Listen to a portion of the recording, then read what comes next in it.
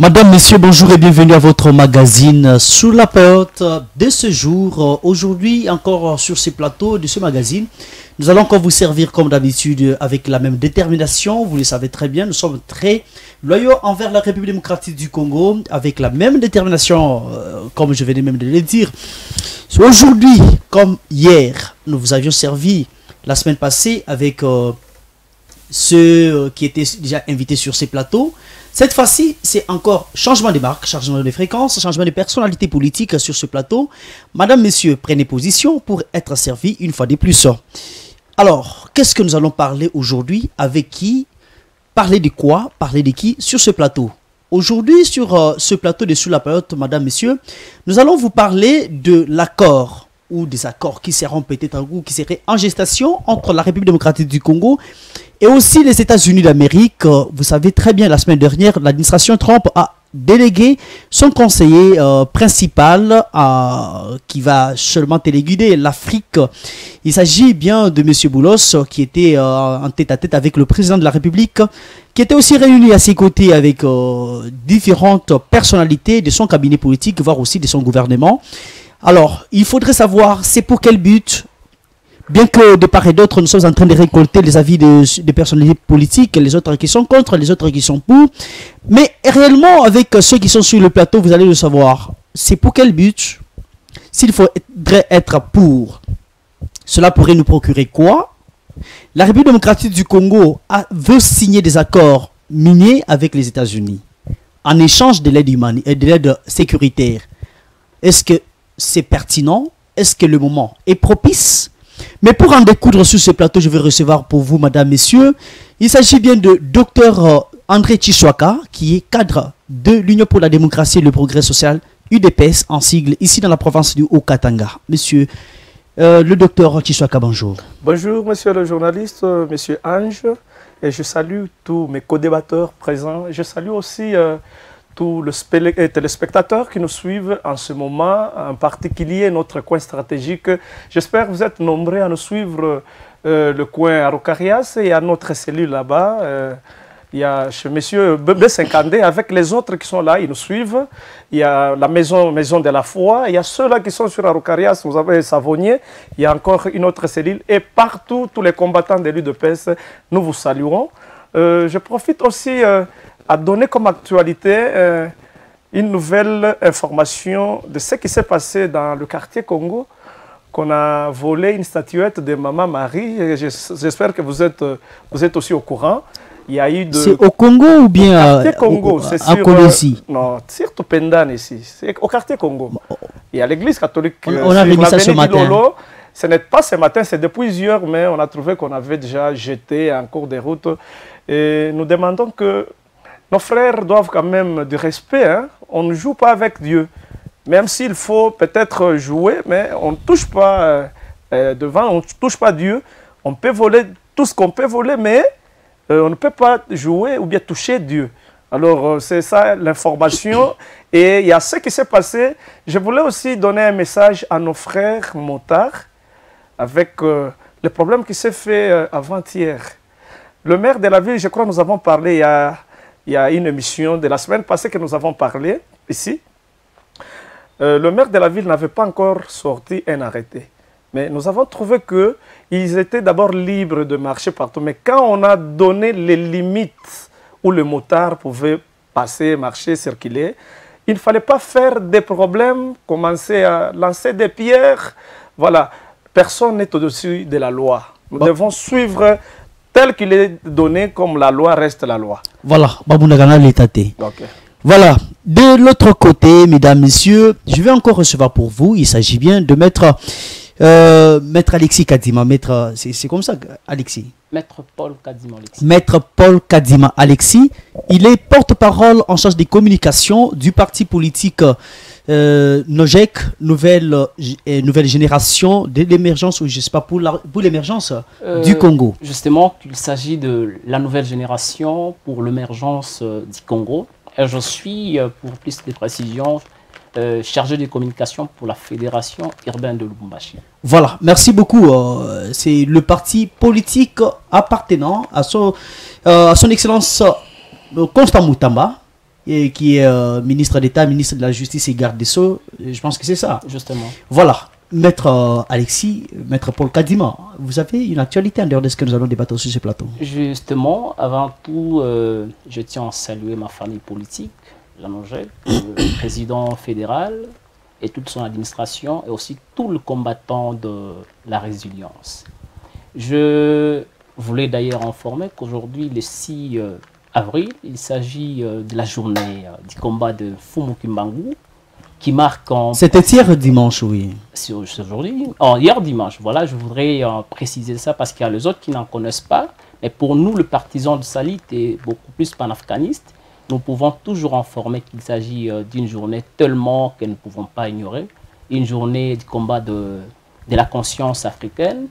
Et je tiens également à informer tout ce qui s'est passé dans la capitale de notre pays, qui sont liés aux catastrophes naturelles, où actuellement 15 ou 14 communes sont privées de l'eau potable, où nous interpellons que le gouverneur doit faire de son mieux pour que la situation devienne à la normale. Voilà, merci beaucoup. Monsieur Daniel Ngoy, bonjour. Bonjour, merci monsieur le journaliste. Vous êtes aspirant politique et aussi analyste politique indépendant. J'ai toujours aimé votre talent, votre façon de faire les choses et surtout votre savour politique. Alors, est-ce qu'en dehors de ce que nous allons parler aujourd'hui sur ce plateau, vous pouvez avoir aussi une actualité plus particulière? Effectivement, merci beaucoup. Tout d'abord, j'aimerais un peu modifier une chose de votre part. Oui. Moi, je ne suis pas aspirant politique, mais je suis un patriote digne, jeune cadre associé de se lancer dans l'activité sociale de la nation. Et par là, je profite aussi de saluer tous nos téléspectateurs et les co-débatteurs présents sur ces plateaux. Au-delà de ça, actuellement la RDC est confrontée à de nombreux défis, de nombreux fléaux. D'une part, les conflits armés, l'agression à l'est du pays, la crise économique dans l'ensemble du territoire national, et d'autre part, la pollution de l'environnement, donc l'environnement qui n'est pas propice et sain, comme le souligne l'article 53 de la Constitution. Tout ça, ça nous incite, nous, jeunes cadres associés, de se lancer dans l'activité sociale de la nation pour faire vraiment dénoncer et montrer notre valeur nationale aux yeux de la population que nous représentons ici. Merci. Voilà, c'est moi qui vous remercie. Comme d'habitude sur notre plateau, il nous est impossible de débattre les points d'actualité en information donnée par nos invités. Voilà, nous commençons avec vous, Monsieur Chiswaka, une fois de plus. Bonjour. Bonjour, monsieur le journaliste. Vous êtes représentant sur ce plateau de l'UDPS Tshisekedi, ici en province du Haut-Katanga, chapeauté par son Excellence Jacques Aboula Katoué. Et est-ce que vous êtes partant de l'engagement du gouvernement congolais quant aux accords qui seraient signés ou qui seraient en gestation avec le gouvernement ou avec l'administration Trump? Merci beaucoup une fois de plus, monsieur le journaliste. C'est une question pertinente. Mais pourquoi pas ne pas être partant? Parce que c'est nous, de l'UDPS et le président qui chapeaute, qui gouverne toute la République, qui avons des soucis pour créer ou bien chercher à avoir ces accords. Parce qu'il y a une fois, ces accords ont existé une fois.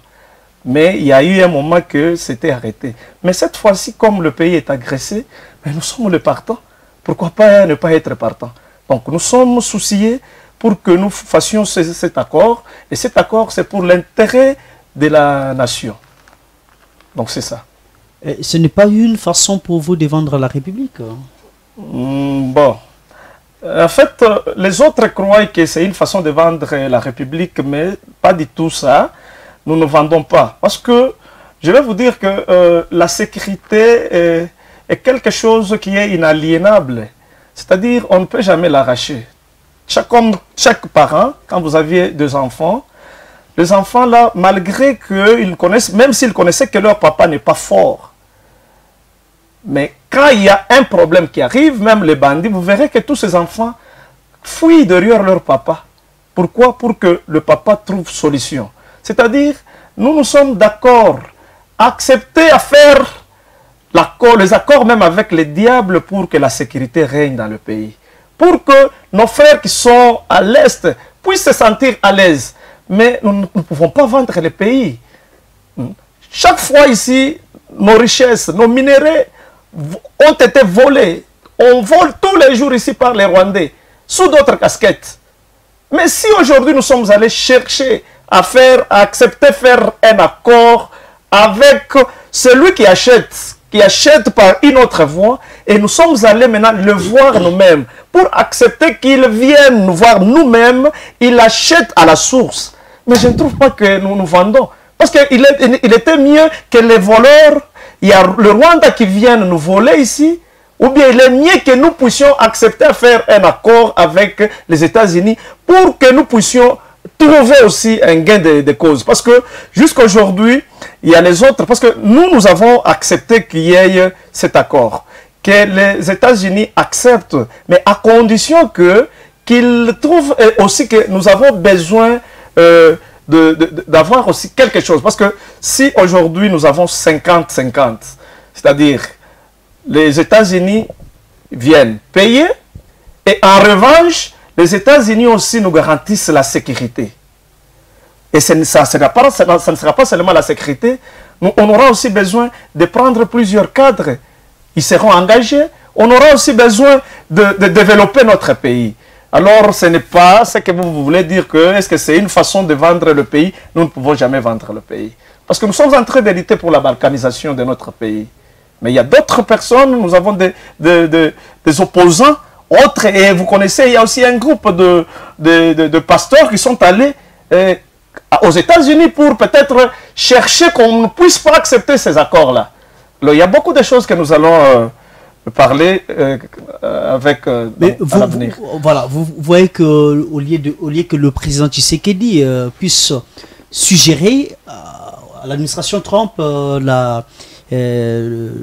l'accord gagnant-gagnant, voilà que lui a commencé à brader d'abord les minéraux stratégiques de la République démocratique du Congo contre la sécurité. Mais après tout ça, je pense que si le pays sera toujours, se retrouvera ou verra maintenant sa sécurité récupérée, mais vous verrez que nous serons toujours perdants sur d'autres plans, comme le plan infrastructurel, comme, je sais pas, le plan social. Vous verrez que nous serons toujours en retard. Ce que je voulais seulement corriger, ne citez pas les noms bradés. Le président Tshisekedi ne cherche pas à brader les minéraux contre la sécurité. Mais nous avons, je vous ai dit, s'il s'avère que, ou s'il s'agit que nous puissions peut-être faire un contrat avec le Satan, le diable, nous allons le faire, mais pour que le peuple congolais se trouve sécurisé. Nous avons plus de morts. Depuis que la guerre a commencé ici au Congo, à l'Est, nous avons perdu des milliers et des milliers de personnes. Et jusqu'à aujourd'hui, ils continuent toujours à souffrir. La population continue toujours à souffrir. On les fouette, on les viole, on les massacre. Maintenant, à quoi est bon de garder les minéraux tant que le peuple souffre, vous souffrez, sont violés? Pourquoi? Pour notre propre minerai, pour notre propre richesse. Nous ne pouvons pas accepter cela. Alors nous ne pouvons même pas brader, mais nous acceptons de faire des accords en revanche qui est d'abord la sécurité, qui est le développement de notre pays et qu'il n'y ait plus viol et beaucoup d'autres choses. Alors c'est ce que je voulais peut-être éclairer à la population qui nous suit en ce moment ici. Voilà, merci pour votre première prise de parole, Maître Paul Kadzima. Et vous pensez que vous qui êtes d'abord de l'opposition républicaine, du côté de l'opposition radicale, nous avons vu Monsieur Prince Epenge qui est porte-parole de la plateforme Lamuka. Pour selon lui, il faudrait que Tshisekedi puisse d'abord suggérer les minéraux contre les minéraux, donc que l'accord soit signé gagnant-gagnant, et il est contre la sécurité contre les minéraux. Alors, il précise même que c'est une grave erreur. Okuba Ange, avant tout, je voudrais d'abord faire comprendre c'est quoi un accord. Un accord, c'est un engagement ressorti de certaines clauses qui concernent le parti.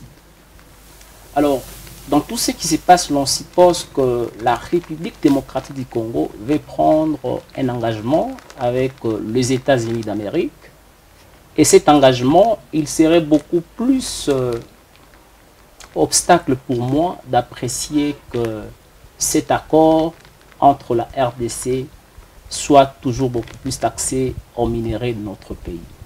Parce que ma génération à moi est beaucoup victime de savoir que mon pays a signé un tel accord, toutefois n'est pas à mesure de savoir qu'est-ce qui contient dans cet accord-là.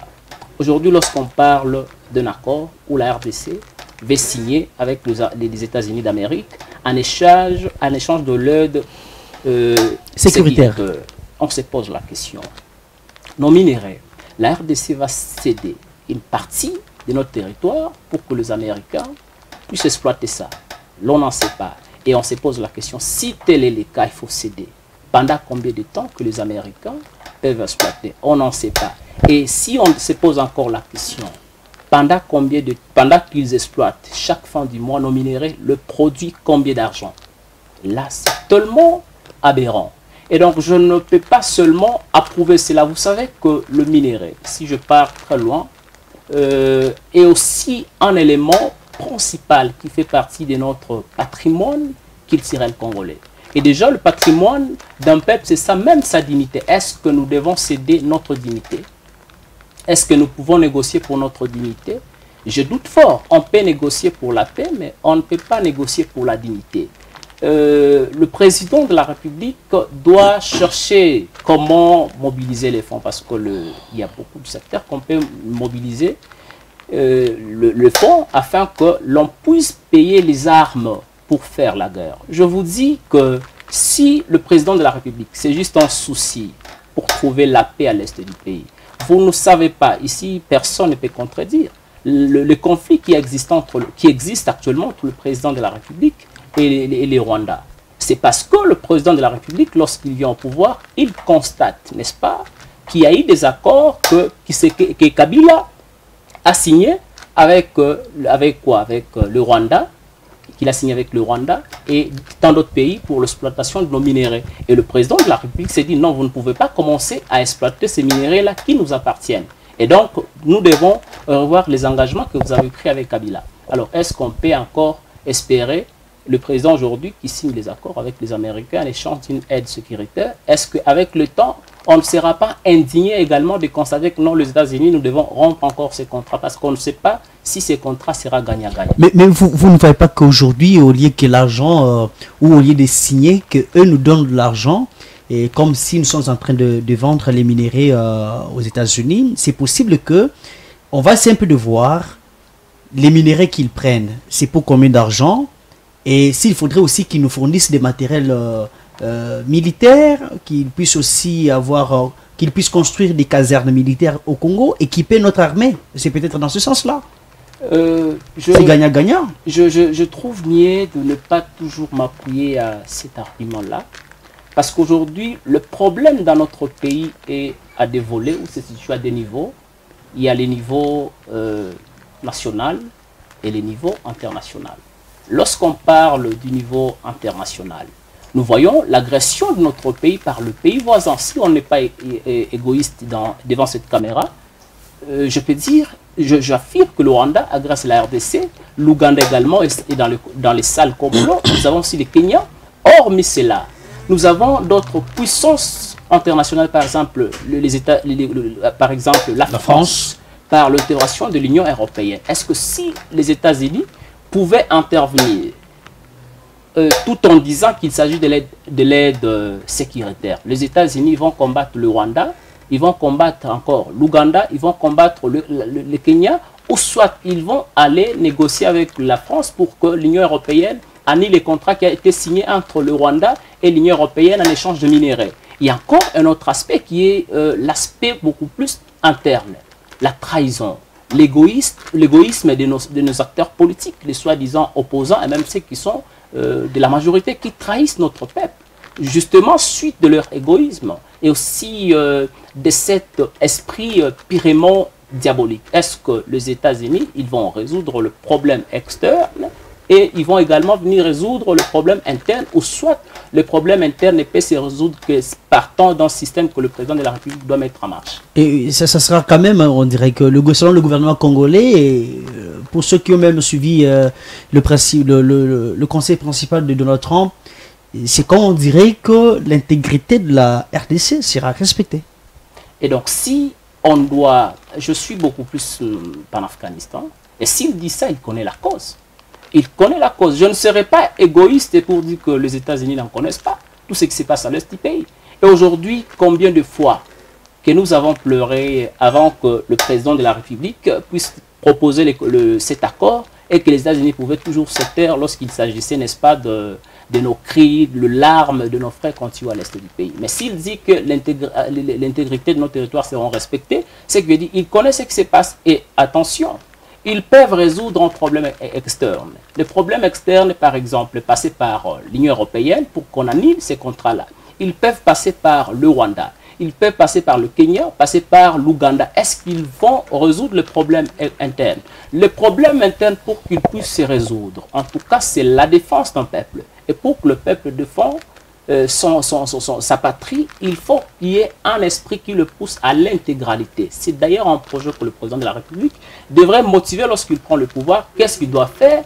Beaucoup plus se plonger dans le verre de la conscience, de telle en sorte que la population congolaise soit intègre. C'est l'intégralité d'une population ou d'un peuple qui arrive à ce que l'intégralité territoriale soit défendue, la lutte contre les antivalets tels que nous observons, le tribalisme, la trahison que nous observons dans l'armée. Aujourd'hui, est-ce que vous êtes sûr que les États-Unis savent que nous, peuples, nous avons peur de nous battre pour notre nation? Est-ce que c'est les États-Unis qui peuvent venir nous dire non, voilà, vous devrez vous battre pour votre nation? Je doute fort. Et c'est un projet qui doit être national. Merci beaucoup, Maître Paul Kadima. Monsieur Daniel Ngoï, d'une part, vous allez constater que c'est un processus qui est, entre autres, appuyé par la majorité, appuyé par l'opposition. Et vous ne sentez pas qu'il y aurait peut-être une frustration, même après avoir signé un tel accord, parce que selon l'opposition, on dirait que le président Tshisekedi voudrait à ce qu'il protège d'abord son pouvoir et surtout qu'il est déjà au dernier mandat constitutionnel. Merci beaucoup, monsieur le journaliste. Sans effet, l'appui de la majorité ou de l'opposition. Moi, ici, je suis représentant de la population. Voilà. Comme je le disais à l'introduction, que moi, je suis jeune cadre et un national digne. J'aimerais commencer par cette réalité. Le Congo, je n'aimerais pas appeler la RDC, mais accepter que j'appelle Congo, parce que je vous parlerai de l'histoire ici. Le Congo, c'est un État conventionnel soumis à un régime international. C'est-à-dire quoi, monsieur le journaliste? Depuis, voulais-je dire, 1860, dans les 3 étapes, qui étaient même l'échec pour les Occidentaux, les puissances occidentales et les savants, les scientifiques. Arrivé en 1885, on a créé un État neutre et perpétuellement indépendant. C'est ça le Congo que nous avons ici. À l'époque appelé État indépendant du Congo. Actuellement, la RDC que nous avons. À ces années-là, monsieur le journaliste, et au moment où la RDC a été naturellement colonisée, donc j'assume mes mots parce que je suis juriste, je sais de quoi je parle. La grandeur de la RDC n'est pas, ou bien ne vient pas de la RDC elle-même, mais plutôt des puissances des puissances occidentales encore. Nous avons la France qui occupait la tête, ou bien le nord, l'Allemagne de ce côté, et le Portugal ici, l'Angleterre en bas. Donc c'est par cette convention-là, des puissances-là, qui ont fait à ce que la RDC puisse avoir cette grandeur actuelle. Moi, je ne suis pas partant de cette quête actuelle qui s'est passée le 4 avril à Kinshasa. Et donc, la quête par laquelle il faut d'abord passer par l'accord. Et moi, je suis étonné et je déplore pourquoi cet acte s'inscrit dans le cadre coopératif. Pourquoi ça s'inscrit dans ce cadre-là et non diplomatique? Vous savez déjà que c'est déjà un problème. Or, au moment où, après la création, bien la naissance du Congo, les puissances et les savants scientifiques ont donné le régime, ou bien les principes généraux de la gestion, ou bien de la bonne gouvernance du Congo, il n'y avait aucun Congolais ni Africain. Dans ces principes généraux-là, il y a le principe de la politique étrangère. C'est là où les États-Unis sont venus nous braquer, bien nous montrer, entre parenthèses, la paix qui sont en train de dire que nous vous donnerons la paix à contraire ou bien en revanche des richesses. Bon, ça c'est une suggestion de la République démocratique du Congo. Mais non, c'est pas ça, c'est pas une suggestion. C'est la RDC qui a suggéré à l'administration Trump. Et quelle est la vocation des États-Unis? C'est pour mais les États-Unis sont ouverts à ça. Mais voilà, c'est pourquoi je dis que cette proposition de la RDC n'est pas saluée par moi. N'est pas saluée par moi, messieurs les journalistes. Et qu'est-ce que vous suggérez en ce moment, au moment où tout est déjà mis en place? Il y a déjà les premiers pourparlers qui ont eu lieu. D'abord, vous savez qu'il y avait de hautes personnalités de la République démocratique du Congo qui ont fait des va-et-vient aux États-Unis. Vous avez vu même le 4, vous avez soulevé, le 4 avril dernier, un envoyé de Donald Trump était à Kinshasa. Il a encore soulevé le même cas. Est-ce que vous avez peut-être d'autres suggestions, bien que le chat a déjà aboyé? Oui, je suis scientifique, j'en ai autant. Et d'ailleurs, il y a même déjà une solution. C'est parce que vous m'avez coupé. J'allais citer par là. Il y a même déjà une solution que depuis que nous avons accédé à l'indépendance, aucun dirigeant, aucun régime qui a dirigé les pays, la nation, n'accepte pas d'emprunter ou bien d'utiliser les résolutions là pour arriver au développement durable que la population attend, malheureusement. Moi, j'ai une proposition, et d'ailleurs qui est scientifique. Voilà, allez-y. Voilà, c'est pas seulement les États-Unis qui peuvent nous donner la paix. C'est pas seulement les États-Unis qui peuvent nous donner la paix.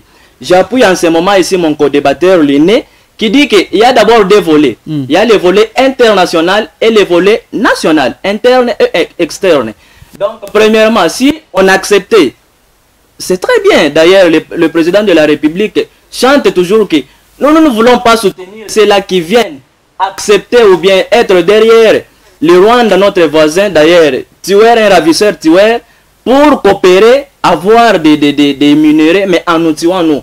Mais plutôt, venez par la porte, frappez la porte, nous allons ouvrir et parlons de ce qui nous concerne. Voilà. Et nous allons trouver la solution. Moi, je trouve bon que pas seulement les États-Unis par cet échange ici de la paix et nos minéraux pour statuer actuellement, mais plutôt disais-je, il faut aussi d'autres puissances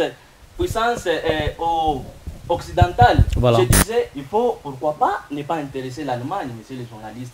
Pourquoi pas ne pas intéresser quoi le Portugal. La France nous a déjà montré sa colère. Il n'est pas des nôtres. Laissons partir la France. Mais acceptons. Pourquoi? Parce que à la date du 1885, il y avait des chambres au Berlin là, qui avaient créé la RDC. Il y a les communistes ou bien les socialistes. Et de l'autre côté, il y avait les capitalistes ou bien les libéralistes. C'était les États-Unis là-bas. Et de l'autre côté, c'était les URSS.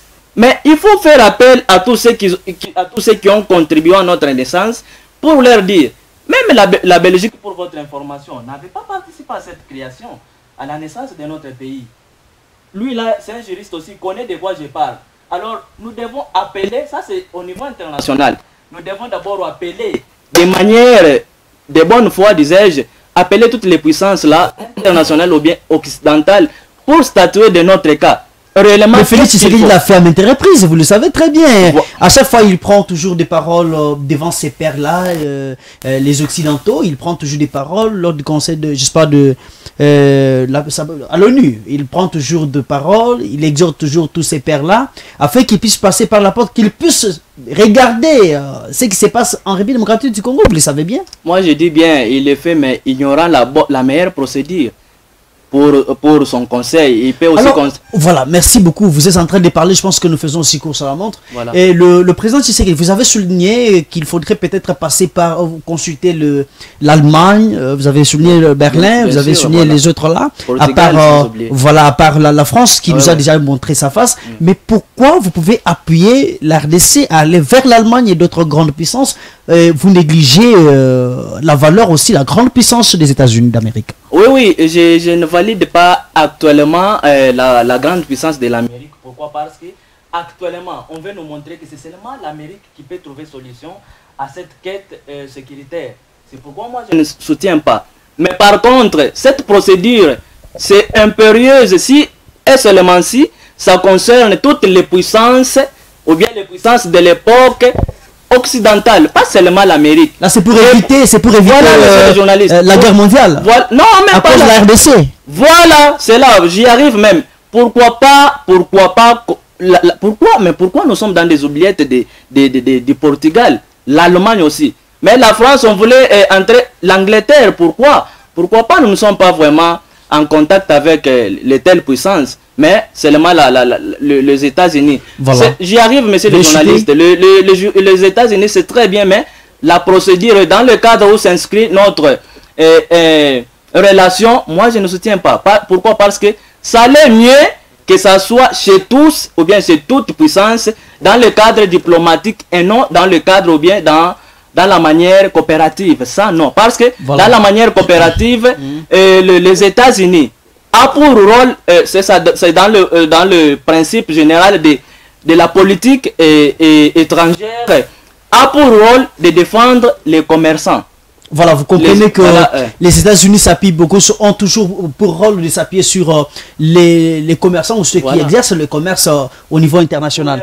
Voilà, pour leurs propres intérêts. Monsieur Jiswaka, vous avez suivi votre co-débatteur qui est aussi analyste politique indépendant. Il a souligné que la RDC devait beaucoup plus s'appuyer sur toutes les grandes puissances internationales au bénéfice de la sécurité, au bénéfice de sa population, qu'au lieu de se choisir une seule grande puissance au niveau international, et cela quand même pourrait créer des conflits, pourrait créer aussi de l'hypocrisie vis-à-vis des autres qui pourraient dire que non, ils appuient la RDC, mais en réalité, comme ils ne trouvent rien, comme ils ne bénéficient rien de la RDC, ça pourrait encore risquer davantage. Merci beaucoup une fois de plus, monsieur le journaliste. Je voulais répondre à mon jeune frère Denojek, parce que parmi les démarches que nous avons fait, il y a son président national était aussi dans les démarches pour qu'il y ait cet accord. Alors quand lui... Donc vous dites que lui ne serait pas mieux informé Oui, non, parce qu'il ne pouvait pas contredire ou bien il ne pouvait pas dire qu'il est non partant parce que son président est partant. Alors je voulais un peu lui répondre de ça. Mais avec mon jeune frère, mon co-débatteur, je suis très content de le suivre très bien. Vous savez, monsieur le président de la République... il y a tout le monde, qu'il avait même donné les noms pigeon voyageur. Il ne le faisait pas pour son bien seul. Parce qu'il a ça n'a rien procuré, vous le savez? Non, ça a procuré beaucoup de choses. Ça n'a rien procuré. J'en arrive parce que lui-même a dit réellement, si c'était pour mon bien, j'ai aussi besoin de rester à côté de ma famille, mes enfants, voir mes enfants. Parce que le fait de voyager, je suis à chaque fois dans les avions. Donc, ça me fait du mal. Je risque même de mourir en l'air. Mais il avait déclaré qu'il mourra pour la patrie. Très bien. Mais pas mourir peut-être pour une cause qui n'est pas noble. Mais avec ce que mon co-débatteur vient de dire, le président, ce qu'il a fait pour qu'il y ait d'abord, pour qu'il puisse maintenant, qu'il puisse y avoir cet accord, le président de la République a fait une diplomatie. Et vous tous, vous connaissez que c'est une diplomatie agissante. Parce que, d'abord, notre pays... La diplomatie agissante, c'est de nous chercher des mercenaires, oui. C'est ça la diplomatie agissante. Ce pays ici a été d'abord agressé. Vous connaissez bien que les États-Unis appuyaient aussi les Rwandais depuis tout ce temps. Mais comment vous pouvez encore chercher l'ennemi de votre ennemi? Très bien. Vous savez... le président a joué encore une diplomatie là-bas. Il fallait maintenant chercher celui qui soutenait nos agresseurs. Lui chercher, parce que quand il lui cherche, voilà, il sera difficile pour que ces mêmes gens-là puissent nous faire du mal. C'est pour cela que le président est allé le voir d'abord. J'espère bien, il y a l'Angleterre, l'Allemagne et la Russie, comme mon co-débatteur vient de dire. Oui, c'est bien. Mais il n'était pas toujours, n'est pas impérieux pour que nous puissions aller chercher tous ces gens là-bas. Aujourd'hui, l'envoyé spécial de Donald Trump, quand il est arrivé ici, donc c'est le premier pays africain à avoir foulé le sol, c'est Kinshasa. Quelques heures ou quelques jours après. Quelques jours après, il y a 4 ou 5 jours après, non, une semaine après, il est venu fouler le sol du Congo. Attendez, parce que après avoir fini avec la capitale, il devrait descendre à Kolwezi. Alors, à Kolwezi, parce qu'il connaît qu'il y a des gens qui travaillent, qui font aussi le même travail de minerai, et les Chinois. Parce qu'avec cela, ça va lui montrer quelque chose. Parce que quand ils sont venus, donc c'est-à-dire, ils ont trouvé que cet accord était aussi bénéfique pour eux et bénéfique pour nous aider. Et les États-Unis ne viennent pas seulement pour les problèmes commerciaux, parce qu'il a dit, ça sera maintenant impérieux, ça va aider le peuple congolais et les peuples américains.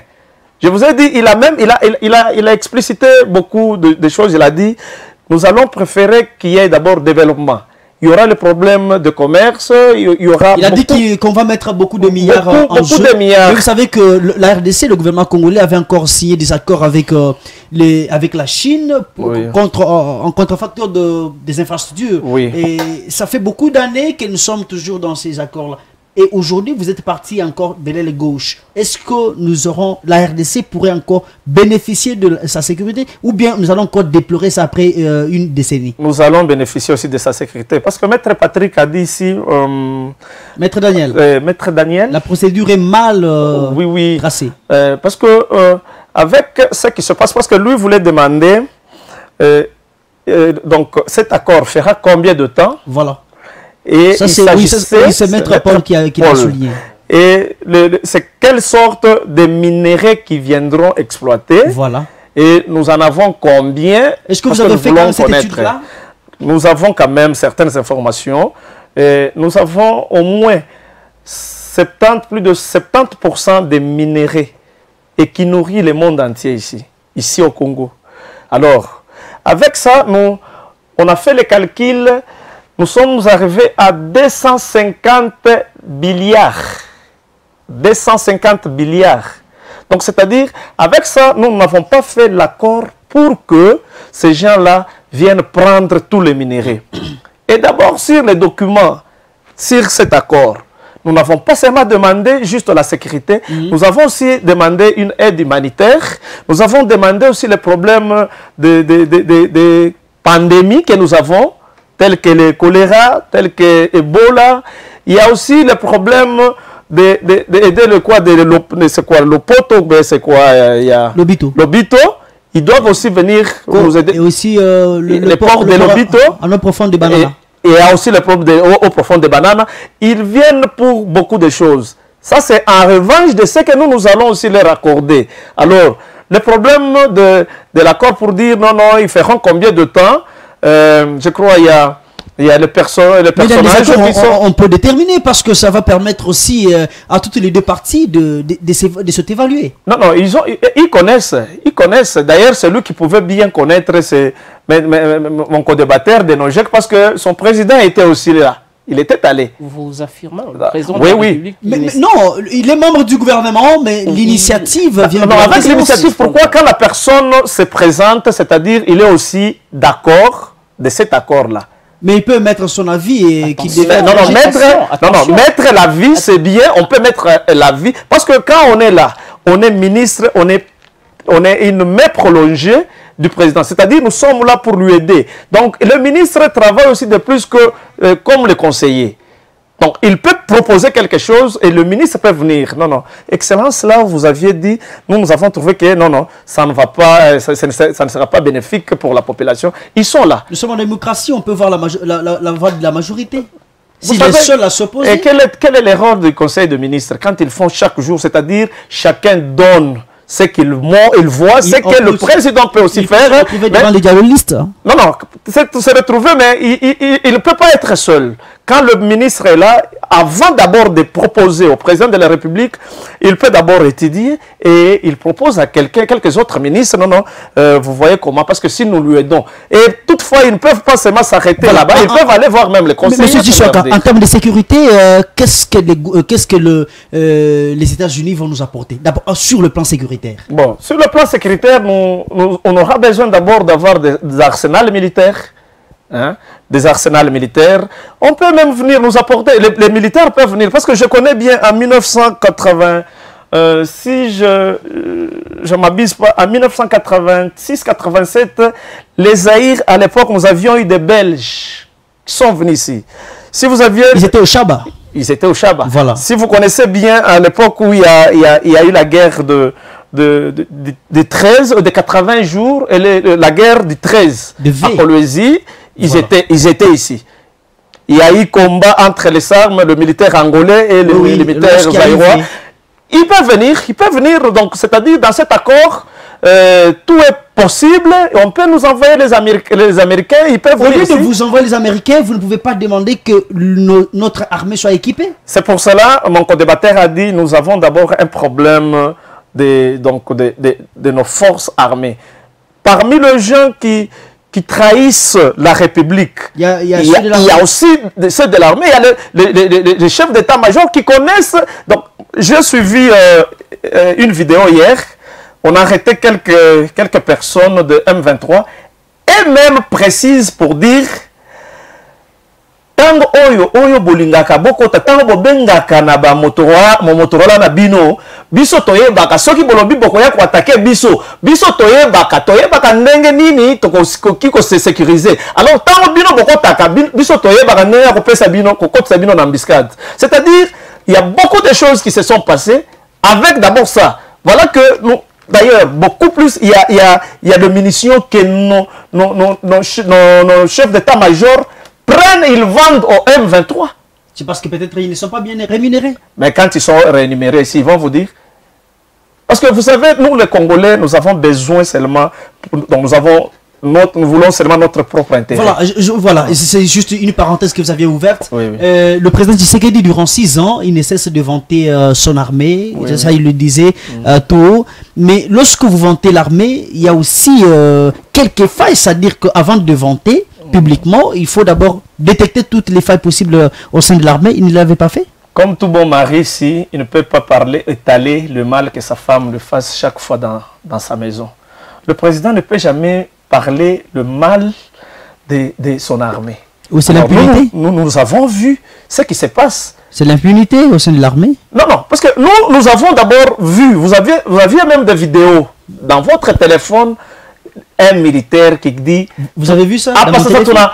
Vous m'aviez même montré. Non.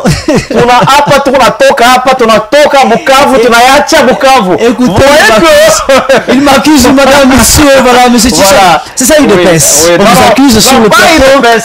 On est arrivé sur le plateau. Voilà. Est-ce que vraiment, vous-même, vous me connaissez bien un homme très sérieux? Je ne pense pas lui avoir montré ça. Voilà que vous vantez vous-même que vous êtes trop sérieux. Trop sérieux. Il ne fallait pas se vanter. Trop sérieux. Il fallait que les gens aussi se disent de bien. C'est un message que j'ai lu de la part de celui qui nous regarde. Très bien. Il dit que M. Ange a été sérieux. Ah, moi aussi, je crois que je suis sérieux.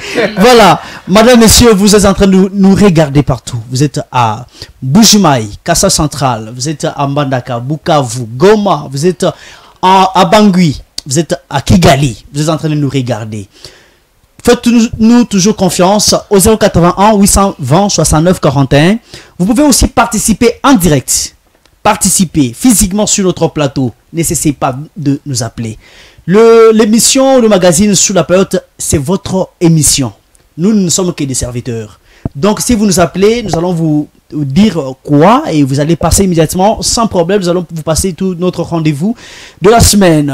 C'est une émission qui passe chaque lundi à 21h50 en rediffusion mercredi à 13h15 sur les antennes de Shalom Télévision, voire aussi sur notre chaîne YouTube Shalom Radio Télévision, sur notre page Facebook, toutes nos plateformes numériques. Vous pouvez encore nous suivre. Cette fois-ci, nous revenons à maître Paul Kadima de la Nojek. Maître, vous savez très bien qu'aujourd'hui, vous êtes accusé par votre co-débatteur. C'est comme si votre mentor, qui est aussi dans le gouvernement Tshisekedi, ne sait pas se prononcer. C'est comme il est populiste. Quelqu'un qui cherche d'abord son avenir politique, sa survie politique. Et en tout cas, il ne pense pas à ça. Il n'a pas su émettre son point de vue. Ça fait mal, hein, quand on a... Justement, on a frappé fort là où ça fait mal. Moi, j'aurais voulu, lorsqu'on parle de Constant Moutamba, on fait référence déjà à une école idéologique. De Joseph Kabila. pas Joseph Kabila. De cette nouvelle Une école génération idéologique de Joseph Kabila. Il a commencé sa politique avec Kabila. Écoutez, s'il vous plaît, on peut commencer. Oui, Kabila, c'est normal, c'est un ancien président. Pourquoi vous reniez ça? Il n'est pas une viable quand même. Je ne parle pas de Kabila. Est-ce qu'on peut revenir là-dessus? S'il vous plaît. Vous reconnaissez qu'il vient de l'école idéologique de Joseph Kabila? Néanmoins que vous m'informez. Non, pas vous informer. Je vous assure. Il n'a pas commencé sa politique avec Tshisekedi. Je vous assure que l'excellence Constant Moutamba. Oui, a commencé avec Chadari. Avec Chadari. Milani. Il n'a pas commencé avec ce genre. Mais il a commencé sa politique saine. Écoutez s'il vous plaît, monsieur Ndoukou Ange. Moutamba, il a toujours été un acteur politique ambitieux, un jeune révolutionnaire. Il se n'est pas refusé. Et lorsqu'il s'est engagé dans la politique, révolution avec Nanga ou sa révolution avec Kabila? Il a commencé sa révolution contre le système politique de la RDC. Alors, avec quelle mouvance? Avec quelle mouvance? Je vous assure qu'avant, la NOJEC c'était un mouvement citoyen, avant qu'il soit un parti politique. Alors, l'excellence Constant Moutamba, il est passé par Kabila. Aujourd'hui, il est une école idéologique. Donc, il n'a pas commencé... une idéologie pour la nation. Justement, là déjà, vous savez que... Pourquoi vous voyez Kabila mal en tout? Je ne le vois pas mal, parce que quand je vois l'excellence Constant Moutamba, vous voyez sa Kabila, c'est son mentor, c'est lui qui l'a formé. Pas son mentor. C'est son formateur. Est-ce qu'on peut définir la notion du mentorat et la notion d'un formateur? Attention, c'est son formateur. Il n'est pas son formateur, mais il a eu seulement la chance de passer par Kabila. Parce que même ceux qui lisent la Bible, il vous dit Dieu, pour qu'il élève quelqu'un, il passe par quelqu'un autre. Il est passé par Joseph Kabila. Alors voilà, je voulais le dire que l'excellence Constant Moutamba, c'est une école idéologique. Aujourd'hui, beaucoup de jeunes, lorsqu'on s'inscrit dans la lutte contre le système politique nous imposé, on fait référence à l'excellence Constant Moutamba. Donc, lorsqu'on cite son nom, on doit s'incliner. Alors, je voudrais un peu passer par mon grand frère, c'est mon co-débatteur. Il me dit, dans le démarche que le président de la République entreprend pour trouver la paix ou instaurer ou rassurer la paix à notre partie est de la République, moi, je salue particulièrement les efforts du président de la République. Et aujourd'hui, lorsqu'il dit l'excellence Constant Moutamba a participé, ça c'est acquiser les choses dont nous n'avons pas l'entièreté, ou on n'a pas l'information sûre. Il n'était pas là? Écoutez, le président de la République, il a envoyé les gens aux États-Unis, une délégation aux États-Unis. Est-ce que vous avez vu l'excellence Constant Moutamba partir? Mais est-ce qu'il était censé y partir ou il était censé mettre son point de vue? Il ne faut pas en tout cas d'abord annoncer, parce que jusque-là l'excellence ne s'est pas annoncée. Mais aussi, je vous assure que cette démarche du président de la République n'est pas aussi mal. Alors, lorsqu'il me dit que je ne pouvais pas être contraire à mon autorité morale, je vous informe ici que je suis un citoyen congolais et lorsque je dois donner mon point de vue, c'est pour la nation congolaise. Je voulais revenir à mon jeune frère, mon co-débatteur aussi. Il a dit que le Congo a été créé par le concours de plusieurs puissances mondiales. Mais il doit savoir que si le Congo a été créé par le concours de plusieurs puissances mondiales, mais ces concours-là n'ont pas créé des tribus. Les tribus ont existé avant que le Congo puisse, n'est-ce pas, être créé par les concours de certains États. Et lorsque on veut toujours faire recours à ces puissances-là, c'est-à-dire on remet en cause notre souveraineté, on remet en cause notre indépendance en tant qu'État. Quand est-ce que le Congo doit prendre le destin entre ses mains, qu'à chaque fois qu'il y a un problème, nous devons faire recours à une telle puissance? Qu'est-ce qui vous assiste? Si aujourd'hui on fait recours aux États-Unis d'Amérique, l'Allemagne et ainsi de suite, je vous rassure qu'à un moment nous allons trouver la paix que nous allons négocier. À un moment, lorsqu'on va comprendre que non, nos minéraux sont exploités, que nous ne sommes pas le vrai bénéficiaire, et qu'on se dit, mettons fin à ces contrats, vous allez voir que ces gens encore vont se plonger dans le même système encore d'envoyer certains individus. Le grand problème sérieux, voilà, c'est le problème interne. Ndoukou Ange. Et comment est-ce que vous suggérez à Tshisekedi pour gérer les problèmes internes? Justement, j'y arrive. Lorsque vous avez vu on récupère ou les M23 récupèrent Bukavu. Est-ce que vous avez vu le tir ou les combats intensifiés? Non. Nous avons vu nos frères qui ont laissé les munitions de guerre, qui ont laissé l'artenif pour fuir et laisser la place aux ennemis. Ça, c'est un problème interne. Qu'est-ce qui pousse à le repli en sécurité, on peut voir aussi, peut-être c'est une stratégie. Même pas ça. C'est une stratégie sécuritaire. Le problème qui passe, c'est l'intégralité, qui manque là, c'est l'intégralité et et le patriotisme. Un peuple patriote, à cet effet-là, ne pouvait pas, n'est-ce pas, laisser les armes, jeter sa tenue pour que sa patrie soit occupée par un peuple étranger. Qu'est-ce qu'il faut faire? Moi, je propose au président de la République. Il n'est pas encore tard, il a quelques années qui lui restent. Il doit faire quelque chose qui doit rester dans le souvenir. C'est quoi cette chose-là? Je vous ai dit dans l'entame que le peuple, sa force, c'est l'intégralité. Lorsque le peuple est intègre, il peut aujourd'hui se battre que nous acceptons la guerre pour que les Congos restent sans les Congolais. Et je vous dis, si le peuple congolais se décide que le Congo restera sans les Congolais, la guerre sera loin d'être finie. Et là, nous allons remporter la victoire. Et cette victoire sera liée dans l'histoire que nous avons payé la paix par le prix de notre sang. C'est que le président de la République doit d'abord motiver son peuple, prêcher le peuple, c'est quoi l'intégralité? Comment on doit prendre conscience? Comment on doit défendre notre patrie? Et à ce moment, nous serons d'abord le premier à combattre notre ennemi qui est d'abord au niveau national. Parce que l'ennemi, ce n'est que mon frère. Et quand je suis un vrai patriote, je saurai comment les dénoncer. Je saurai comment les dénoncer lorsqu'il complote, il a un complot sale contre la patrie. Donc il faut d'abord travailler sur le plan interne. Voilà, merci beaucoup maître. Maître Daniel, vous avez constaté, si je peux peut-être c'est une information, la République démocratique du Congo est en cafouillage avec la Somalie pour ces mêmes accords. Lorsque peut-être ici à l'interne, on ne sait pas louer les efforts, la bravoure des États-Unis sur le plan mondial, et que entre nous, nous sommes en train de chercher comment brandir nos minéraux en retour de l'aide sécuritaire. La Somalie aussi le fait. Et vous pensez que quand il y a deux États comme ça qui s'embourbent devant une grande puissance internationale, c'est après avoir étudié que cette grande puissance a presque tous les atouts possibles qui peuvent nous aider à recouvrir notre liberté sécuritaire tant volée?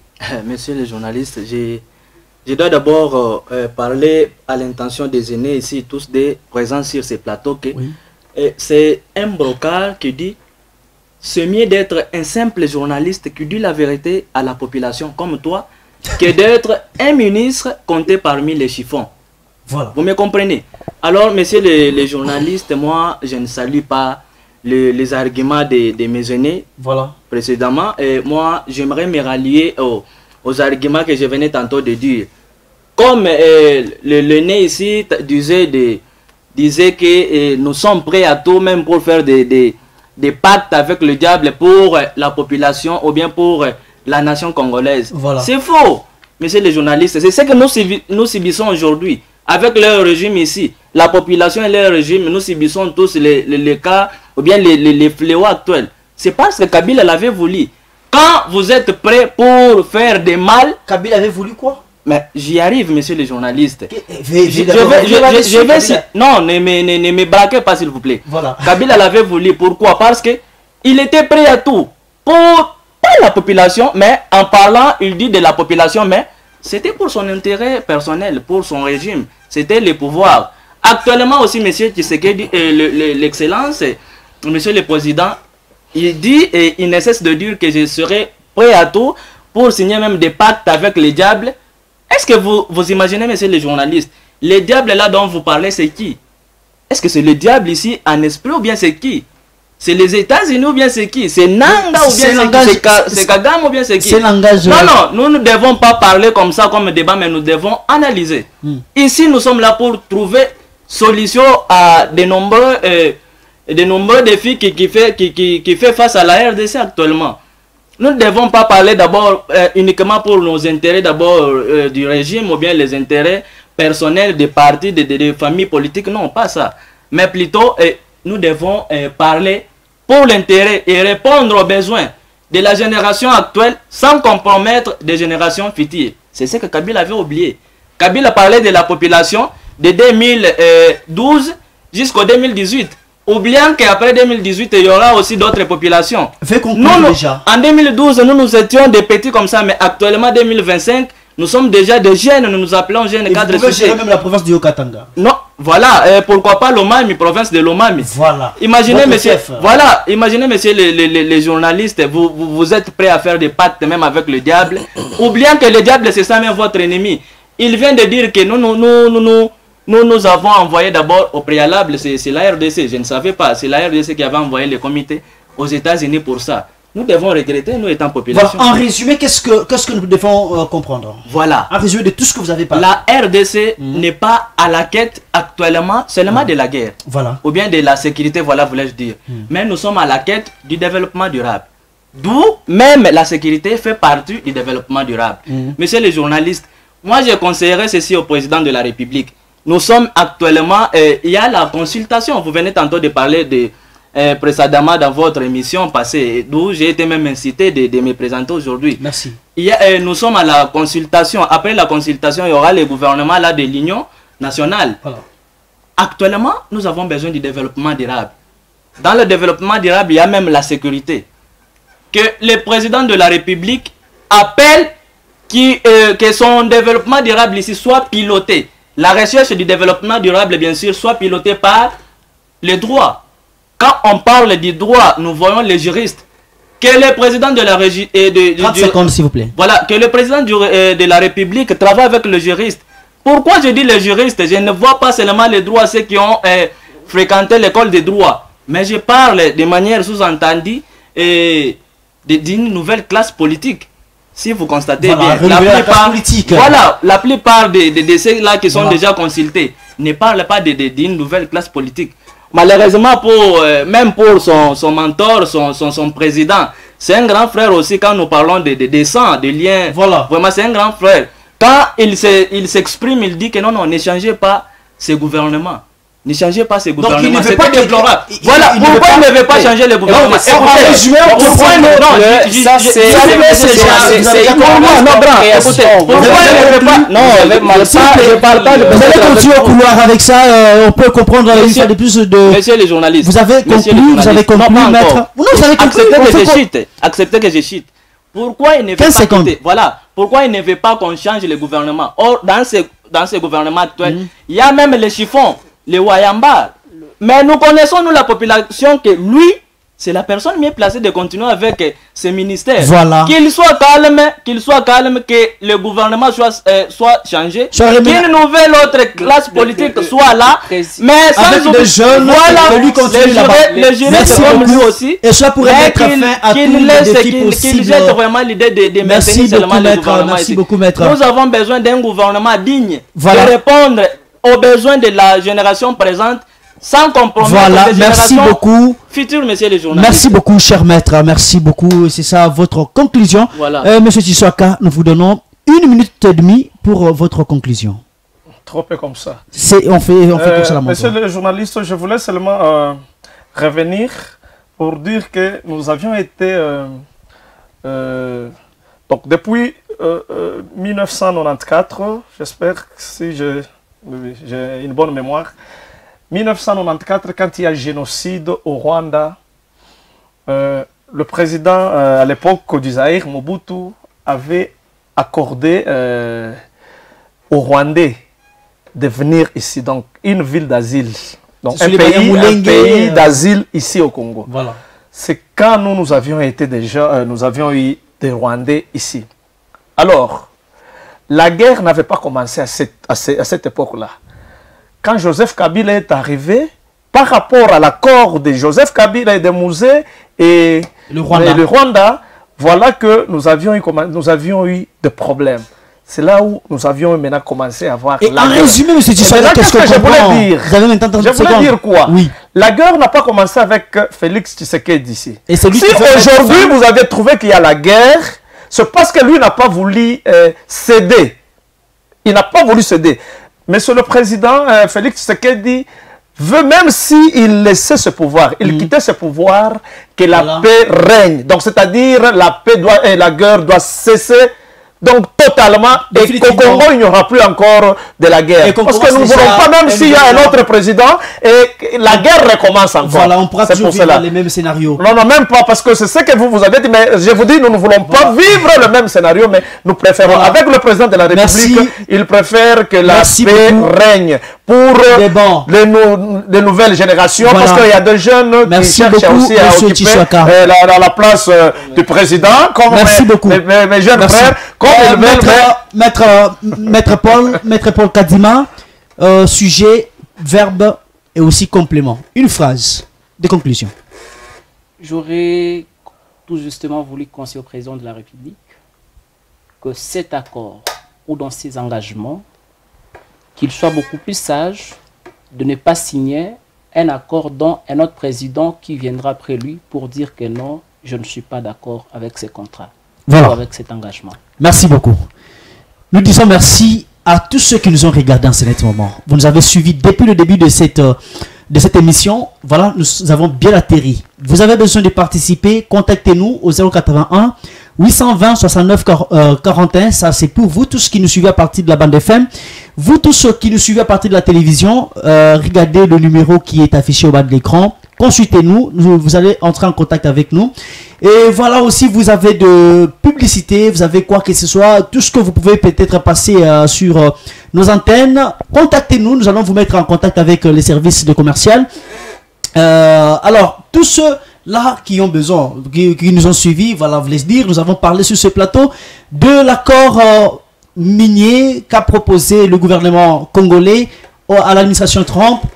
En retour ou en retour de l'aide sécuritaire. Pour en découdre sur ce plateau, j'avais reçu pour vous monsieur André Tshisekedi, qui est cadre de l'UDPS Tshisekedi. Merci d'avoir accepté notre invitation. Merci monsieur le journaliste. Maître Paul Kadima, qui est aussi porte-parole en charge des communications de la NOGEC de Constant Moutamba ici dans la ville de Lubumbashi. C'est ça, Urbain? Justement. Voilà, merci d'avoir accepté notre invitation. Merci, sans plaisir. Maître Daniel Ngoï, merci aussi d'avoir accepté notre invitation. C'est nous qui vous remercions, messieurs les journalistes. Voilà, nous disons également merci à notre premier sponsor, Jésus-Christ de Nazareth, et aussi à tout notre premier sponsor financier. Sans lui, l'émission ne peut pas passer. Il s'agit bien de son excellence Jean de Dieu Moulinda Ibondo. C'est lui qui nous habille, c'est lui qui fait tout pour que cette émission passe quotidiennement, hebdomadairement. En tout cas, vous tous qui nous avez captés de partout, nous vous disons merci et nous continuerons toujours à vous servir avec la même détermination.